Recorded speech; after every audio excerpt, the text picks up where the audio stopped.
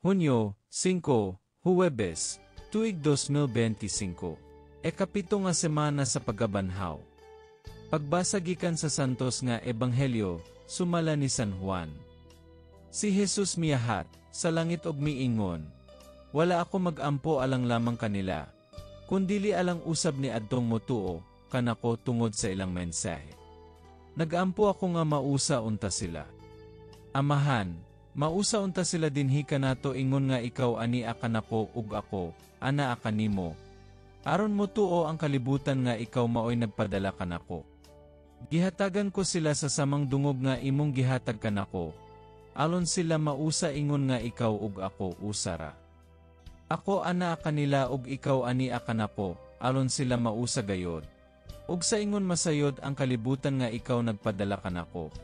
Ug nga nahigugma ka kanila ingon nga ikaw nahigugma kanako. Amahan, gihatag mo sila kanako. Ug buot ko nga bisan asa ako, ato usab sila. Aron makakita sila sa akong himaya, ang himaya nga imong gihatag kanako, kay nahigugma ka man. Kanako bisan sa wala pa buhata ang kalibutan. Amahan nga matarong, ang kalibutan wala makaila kanimo. Apan nakaila ako kanimo ug kini sila nasayod nga ikaw ang nagpadala kanako. Gipaila ko ikaw kanila ug kini akong padayonon pagbuhat.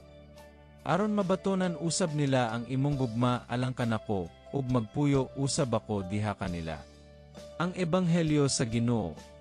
Daygon ikaw o Kristo.